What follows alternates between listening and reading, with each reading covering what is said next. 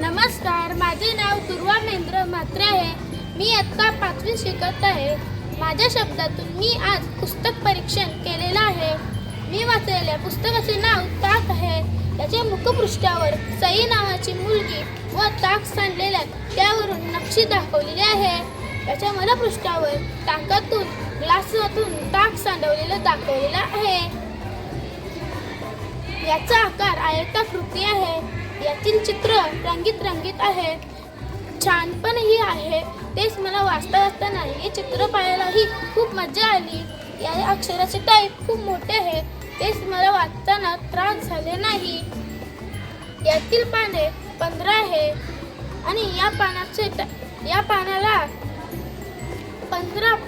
15 पाने आहेत. या पुस्तकाला पाने गुलगुलीत आहे. यात आपल्याला सई आणि मिताने ताक बनवायचे ठरवले. एका भांड्यात दही घेतली व पाणी घेतले आणि व्यवस्थित पाणी ढवळले.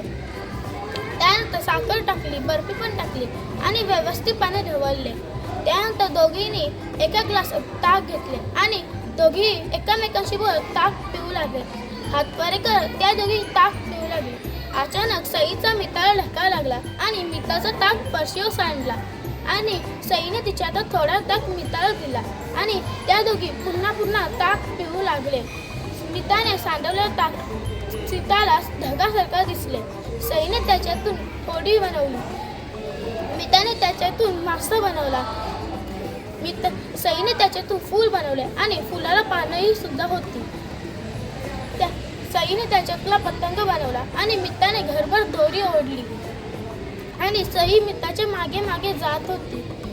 सई म्हणाली, आपण स्वरालाही बोलूया. देखील ती वेगवेगळ्या आकाराचे नक्षी काढेल. तिलाही मजा येईल. सई मिताच्या मागे मागे जात होती. सई मिता स्वरा घरात आली आणि पतंगाची घरभर दोरी ओढलेली ती गायब होती. त्याने पाहिले की मनीने ताक साठून पिले. या उपक्रमामुळे समोर यायची भीती नाही वाटली आणि समोर येऊन कसे पुस्तक परीक्षण करायचे हेही मला समजून आलेलं आहे. हे पुस्तक वाचायला मला खूप मजा आली व आनंद झालाय.